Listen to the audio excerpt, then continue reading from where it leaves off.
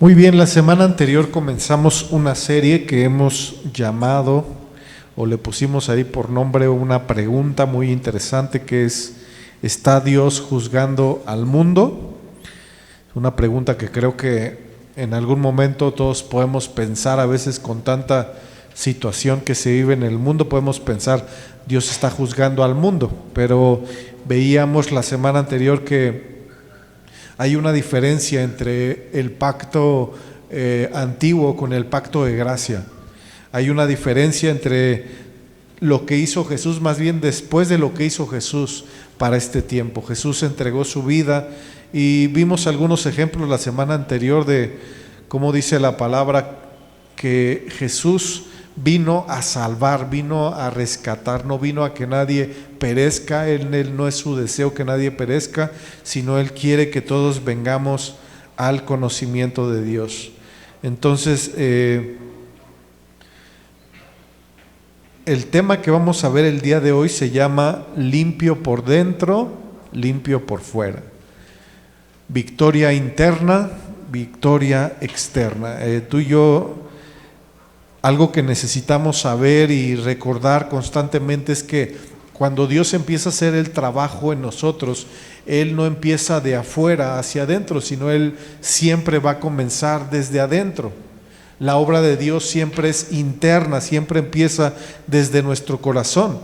Por eso cuando somos invitados a recibir a Cristo en nuestro corazón, ¿verdad? Lo que hacemos es una invitación a Dios, una invitación a Jesús.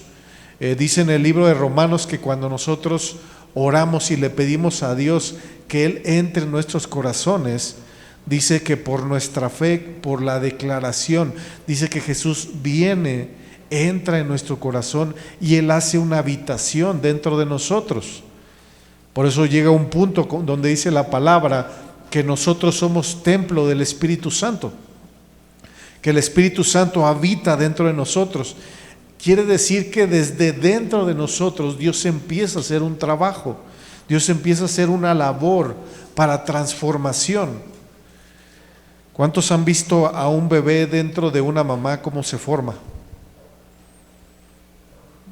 Solo ahora por la tecnología se puede ver un poquito, pero la realidad es que si tú ves a una mujer embarazada caminando, tú no puedes ver lo que está sucediendo dentro de ella, ¿estás de acuerdo? Solo es algo interno, es algo íntimo, es algo que no se puede ver. Así la vida del Hijo de Dios inicia de esa forma, es algo interno, es algo que no podemos ver. Por eso hay momentos que a veces hasta nos desesperamos porque pensamos que no está sucediendo nada. Pero dile al que está a tu lado, pero Dios está obrando en tu vida, ¿verdad? No quiere decir que no está sucediendo cosas. Dentro de nosotros hay algo que está ocurriendo, hay algo que como es formado un bebé dentro del vientre de una mamá y no lo podemos ver de la misma forma. Dios está trabajando dentro de nosotros, ¿verdad? La palabra de Dios nos enseña cómo Jesús anduvo caminando aquí en la tierra, gracias. Y dice la palabra que Jesús andaba en diferentes lugares y bendiciendo a las personas, pero sucedió algo especial en una ocasión que Jesús entró al templo. ¿Sí han escuchado esa parte? Jesús entra al templo y encuentra que el templo está lleno de cobradores y está lleno de vendimia y está lleno de personas que hacían negocio para los sacrificios del templo. Y entonces podemos ver a Jesús fuera del templo bendiciendo a las personas, podemos ver a Jesús fuera del templo haciendo la obra de Dios, pero dentro del templo sucedió algo se despertó dentro de Jesús que lo llevó a, dice la palabra que tomó un látigo y empezó a tirar las mesas, empezó a dar golpes, no a las personas sino a las cosas. ¿Para qué? Para decir que el fuego de Dios le consumía, porque el templo de Dios es un lugar santo, es un lugar de oración. Y decía, pero ustedes lo han convertido en un lugar de ladrones. Así es que Jesús, cuando entra al corazón de cada uno de nosotros, Él viene para transformar, para cambiar todo lo que el diablo ha querido destruir dentro de este templo. Pon tu mano ahí en tu corazón y di conmigo: yo soy templo del Espíritu Santo. Y el templo del Espíritu Santo es santo. Amén. Dale un aplauso a Jesús. Así es que tú y yo no podemos vivir victorias externamente si primero no tenemos victorias en el interior. Si tú y yo no cambiamos primero interiormente, por más que queramos cambiar lo exterior, es imposible, es muy difícil,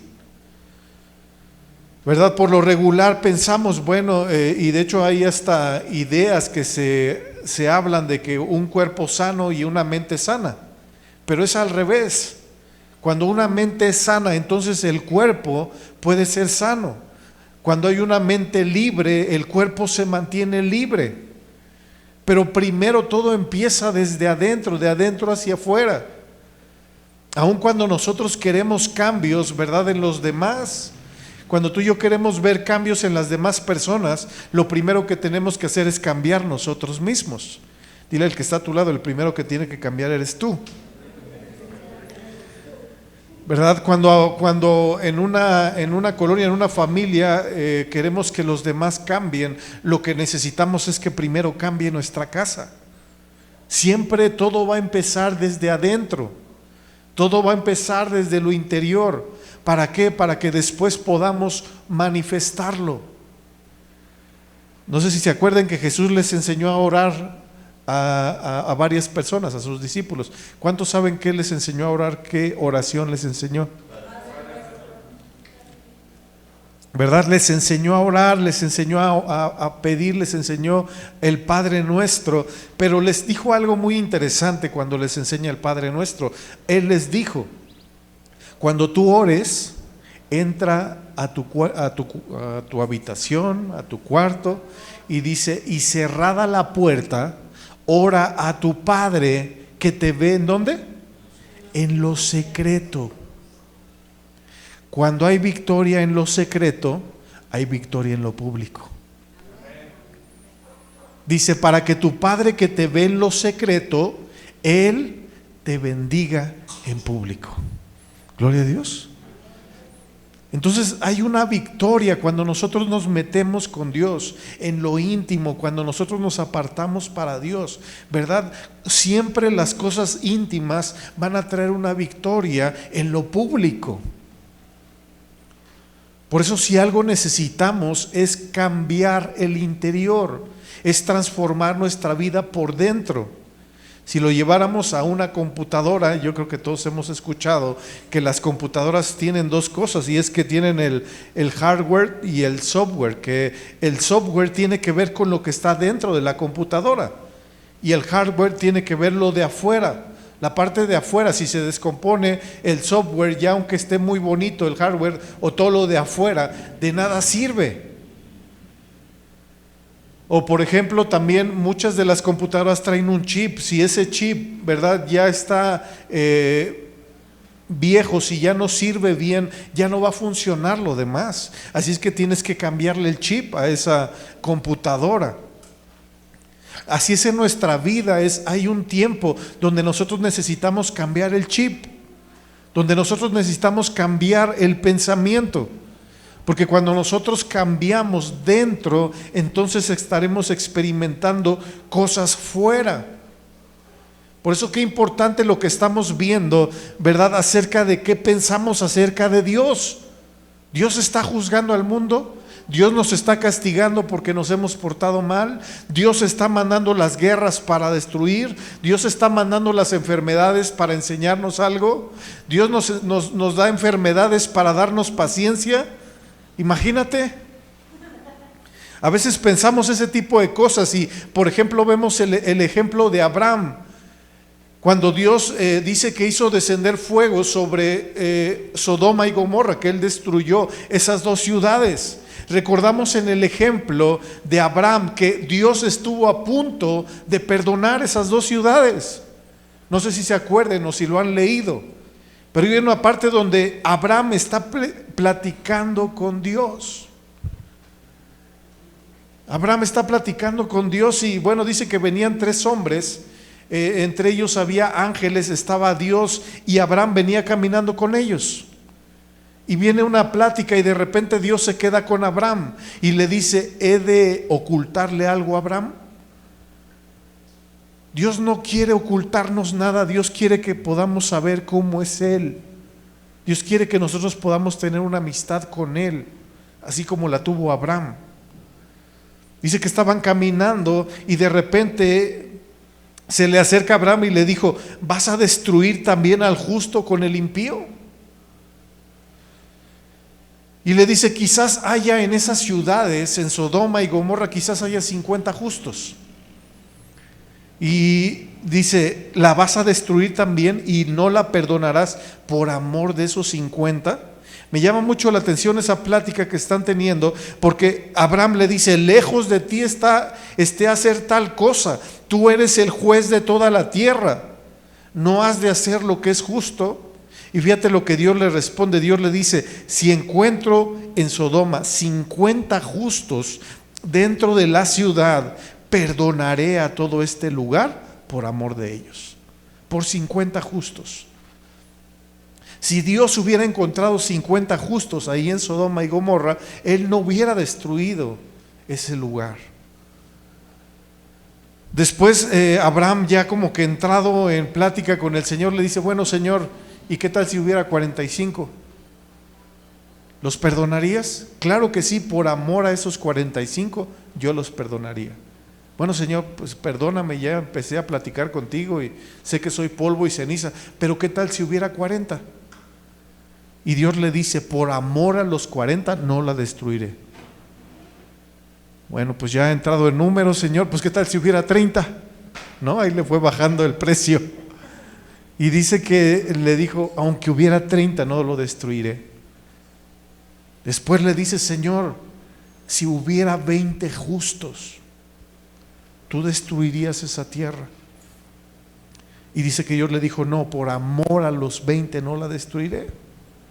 Y termina con la cuenta, como que ya a Abraham ya no le faltaron, ya no le sobraron tantos números. Digo: bueno, si fueran 10, Señor, si hubiera 10 justos en Sodoma, ¿tú la destruirías? Dice que Dios le dijo: por amor a los 10, aunque esa ciudad hubiera sido de miles, yo no la voy a destruir. Podemos ver el amor de Dios, podemos ver el amor del Padre, podemos ver que Él es un juez justo, no un juez injusto, alguien que puede ver la justicia en el corazón de los hombres. De hecho, dice la palabra que a Abraham le fue contada su fe por justicia. En ese tiempo creo que el único hombre justo, ¿verdad?, era Abraham. Quizás también Lot, porque dice la palabra que después de que Dios va para destruir ese lugar, envía a los ángeles para destruir Sodoma y Gomorra, van a la casa de Lot y le dice: necesitas salir de aquí porque Dios va a destruir este lugar. Dios vio que había un hombre justo, Dios vio que había un hombre por el cual se había intercedido por Lot, y Dios fue y lo sacó. Y entre los ángeles le decían a Lot: necesitas salir porque si no sales de este lugar, Dios no lo puede destruir por un solo justo. Dile al que está a tu lado: por un solo justo, Dios no destruiría una ciudad. Por uno solo. Hasta que Lot llegó a la ciudad de Sofar, es hasta que Dios destruyó Sodoma y Gomorra. Por un hombre. Por un hombre que le creyó a Dios. ¿Cuántos le creen a Dios en este lugar? ¿Cuántas personas crees que hay en el mundo que le creen a Dios? Si por 10 justos Dios lo hubiera perdonado, por todos los justos que estamos aquí, ¿no crees que Dios ya nos hubiera perdonado? Por supuesto que sí. Por eso necesitamos nosotros no dejarnos llevar por lo que los demás dicen, por lo que oímos. No es que Dios está castigando, es que Dios está juzgando. No. Nosotros necesitamos acercarnos a Dios, conocerlo a Él, saber cómo es Él, para nosotros no hablar cosas que no entendemos, para no hablar o no dejarnos llevar solamente por lo que las demás personas dicen. Todo lo que tú escuches de parte de Dios, es más, si alguien te da una palabra profética, entre comillas, y te empieza a decir, sí, es que fuiste un pecador, es que te estás portando mal, es que Dios te va a castigar. Cuando te vengan ese tipo de profecías, lo único que tienes que hacer es agarrarlas y tirarlas a la basura. Porque esa palabra no viene de parte de Dios. La palabra nos dice que Dios nos vino a dar buenas noticias, que Jesús vino a traer buenas noticias, que Él vino a traer el evangelio de la paz. El evangelio, la palabra evangelio significa buenas noticias. Así es que dile al que está a tu lado, hay buenas noticias para ti el día de hoy. En el nombre de Jesús.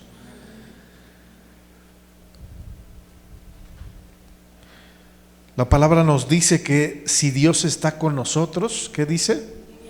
¿Quién contra de nosotros, verdad? Cuando Él está con nosotros, podemos creer en la restauración, podemos creer en el avance, podemos creer en el crecimiento, podemos creer que van a ocurrir buenas cosas.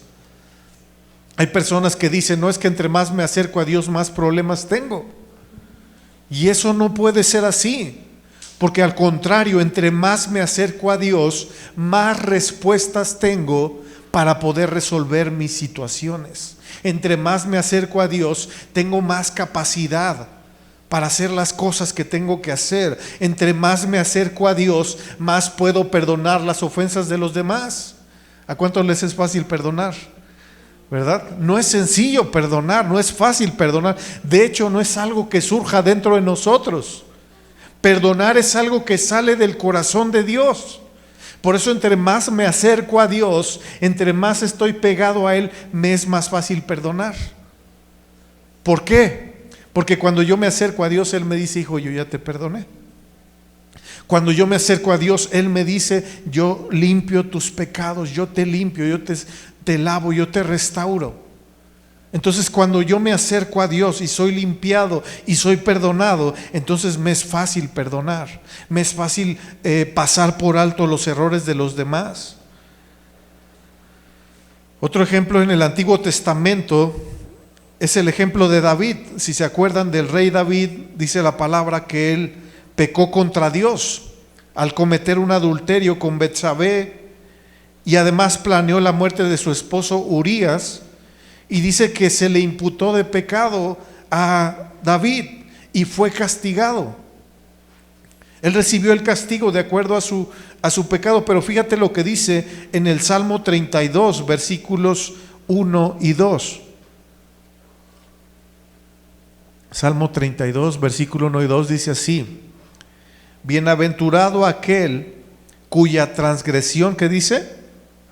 Ha sido perdonada y cubierto su pecado. Bienaventurado el hombre a quien Dios no culpa de iniquidad y en cuyo espíritu no hay engaño. Voy a volver a leer la primera parte. Bienaventurado. La palabra bienaventurado es 1000 veces bendecido. Muy feliz, muy gozoso, muy dichoso es aquel cuya transgresión, cuyo pecado ha sido perdonado y ha sido cubierto por Dios. Ahora David está escribiendo esto hace más de 4000 años, no sé exactamente, pero hace muchísimos años. Él está escribiendo esto. ¿De quién crees que está escribiendo esto? Si tú y yo podemos ver su ejemplo, dice la palabra que él pecó y recibió un castigo. Quiere decir que él no se está refiriendo a sí mismo, sino que proféticamente se está refiriendo a aquellos que como tú y yo hemos recibido la gracia de Jesucristo. Dile al que está a tu lado, eres bienaventurado, porque has sido perdonado y ha sido cubierto tu pecado. ¿Cuántos lo creen? Amén. Dale un aplauso a Jesús.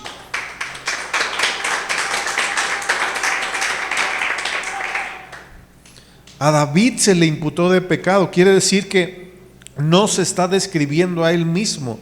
Él está hablando acerca de nosotros. Él está hablando acerca del pacto de la gracia. Él está hablando de lo que estaría sucediendo en este tiempo. En Romanos capítulo 6, versículo 23, dice la palabra de Dios: porque la paga del pecado es muerte. Dice: mas la dádiva de Dios es vida eterna en Cristo Jesús, Señor nuestro. Amén. El pecado tenía un precio, tenía un pago, se tenía que pagar por el pecado. ¿Y cuál era el precio? Era la muerte. Pero tú y yo sabemos que Jesús dio su vida. Él murió, ¿para qué? Para que nuestros pecados fueran perdonados, para que tú y yo pudiéramos recibir la dádiva de Dios, que es vida eterna en Cristo Jesús, Señor nuestro. Amén. Ahora fíjate lo que dice en Primera de Juan, capítulo 2, versículo 1. Primera de Juan, capítulo 2, versículo 1 dice así: hijitos míos. ¿Cuántos hijitos de Dios están aquí? Wow, qué hermoso que Dios no solo te dice hijo, te dice hijito, hijita. Estas cosas les escribo, ¿para qué? Para que no pequen. Y si alguno hubiere pecado, ¿cuántos han cometido algún pecado? No levanten la mano, al final dan los testimonios. Si alguno hubiere pecado, dice que tenemos abogado para con el Padre, a Jesucristo el justo. Aquí no nos está diciendo si alguno hubiere pecado será castigado por sus pecados. ¿Estás de acuerdo? No menciona eso, sino que aquí nos dice que si alguno hubiere pecado bajo el nuevo pacto de la gracia, Jesús es nuestro abogado. Jesús es nuestro representante delante del Padre. Cuando nosotros cometemos un pecado, es como si Jesús nos estuviera representando y diciendo: yo pagué el precio para que Él pudiera ser perdonado. Yo pagué el precio para que Él pueda vivir bajo mi bendición. Yo pagué el precio para que Él pueda vivir bajo la fe, bajo la vida que yo he derramado sobre Él. Esto es algo importante que tú y yo necesitamos disfrutar. Necesitamos saber que la gracia de Dios está disponible para cada uno de nosotros. Vamos a ver unos ejemplos en el Nuevo Testamento, en Mateo capítulo 5, versículo 21 y versículo 22. Dice así: oíste que fue dicho a los antiguos: no matarás, y cualquiera que matare, dice, será culpable de juicio. Pero yo les digo que cualquiera que se enoje contra su hermano será culpable de juicio, y cualquiera que le diga necio o fatuo a su hermano será culpable ante el concilio, y cualquiera que le diga fatuo quedará expuesto al infierno de fuego. Ahora, ahí mismo en Mateo capítulo 5, versículo 27 y 28 dice: oíste que fue dicho: no cometerás adulterio. Pero yo les digo que cualquiera que mira a una mujer para codiciarla, dice, ya adulteró con ella. ¿En dónde? En su corazón. Jesús vino a mostrarnos algo importante. Y es que en el tiempo de la ley, lo que los hombres hicieron es que buscaron que el estándar de la ley pudiera alcanzar lo que ellos hacían. Por eso le bajaron un poco al estándar. Por eso ellos decían solamente: no matarás, no adulterarás, y los mandamientos que tú y yo ya conocemos. Pero Jesús, cuando Él vino, les dijo: esto escucharon, pero realmente el estándar de Dios es más alto. El estándar de Dios es: si alguno dice, yo no he matado a nadie, ¿verdad? Aquí, ¿cuántos han matado a alguien? Gracias a Dios. Hasta ahorita nadie, ¿verdad? Pero dice: pero si te enojas contra tu hermano, ¿qué pasa cuando alguien se te mete y vienes manejando? ¿No? Ahí sí. Y dice: si alguno se enoja, es como si hubiera matado. Imagínate el estándar que Jesús vino a levantar. Ahora dice, ustedes dicen o han escuchado que si alguno, en el versículo 26, dice no cometerás adulterio, pero yo les digo que a cualquiera que mira a una mujer para codiciarla, dice ya adulteró. O sea, no solamente cuando ya es el acto, sino desde su mente, desde su interior, desde que esa persona ya vio y deseó a esa mujer, a esa persona que dice, ya pecó. El estándar que Jesús vino a mostrarnos de la ley es mucho más alto de lo que en un momento dado los hombres vivían. ¿Para qué? Para que nosotros nos podamos dar cuenta que para poder vivir en el estándar de Dios necesitamos depender de la gracia de Dios, que no es en nuestras propias fuerzas. Aquí lo que Jesús nos está ejemplificando, mostrando y diciendo es que si tú y yo no tenemos victoria en el interior, no podemos tener victoria en lo exterior. Que si nosotros desde dentro de nuestro corazón, desde dentro de nuestra vida, no tenemos victoria, no estamos limpios exteriormente, no lo podremos lograr. Gloria a Dios.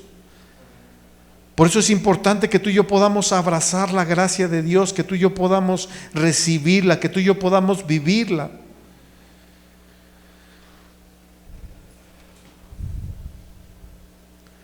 En Romanos capítulo 3, versículos 22 y 23, si me ayudas con el teclado, David, por favor.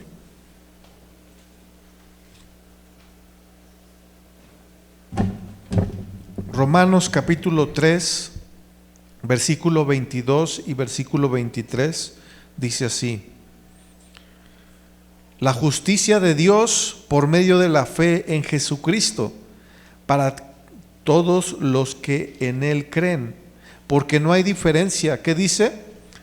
Por cuanto todos pecaron, dice, y están destituidos de la gloria de Dios.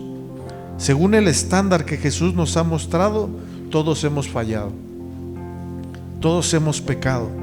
Pero la buena noticia es que incluso cuando fallas, Dios no te juzga por el fallo que cometiste, sino que tenemos un abogado delante del Padre, que es Jesucristo, el justo.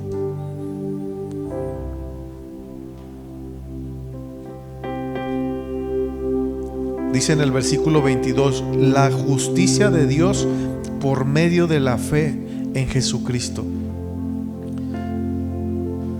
Veíamos también en el libro de Romanos que dice la palabra que Dios nos dio a través de Jesucristo la abundancia de la gracia y nos dio el regalo de la justicia. Cuando tú y yo creemos en Jesús, cuando tú y yo creemos en Jesucristo, como dice aquí, la justicia de Dios por medio de la fe en Él, dice para todos los que en Él creen. Les voy a leer desde el versículo 21 de Romanos 3, perdón.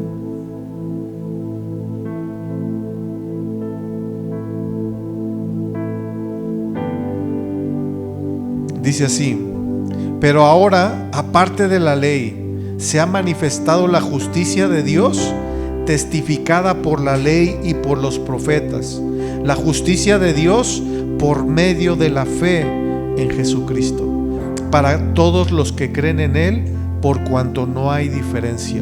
Dice, por cuanto todos pecaron y están destituidos de la gloria de Dios. Hay dos cosas que hoy necesitamos considerar y ver: la gracia y la fe. La gracia y la fe no tienen que ver con nada externo. La gracia y la fe no tienen que ver con nada de afuera. La gracia y la fe es algo interno. Es algo que tú y yo tomamos de Dios y nos llenamos de eso. La palabra dice ahí en Juan capítulo 1 versículo 16 que de su plenitud tomamos todos y gracia sobre gracia. Amén. Y dice también la palabra de Dios que dentro de nosotros, cuando vemos a Jesús, dice que Él es el autor y el consumador de nuestra fe. Dos cosas que nos van a llevar a tener victorias en el área exterior.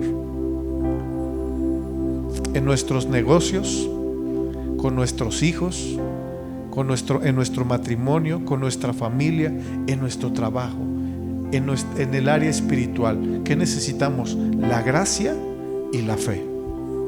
Amén. Ponte de pie, vamos a darle gracias a Dios. Qué padre que te conectaste y hayas pasado este tiempo con nosotros. Espero que esta palabra haya sido de bendición para ti y toda tu familia. No olvides seguirnos en todas las redes, envíanos un mensaje, queremos conocerte y comparte con todos tus amigos este video. Nos vemos el próximo domingo.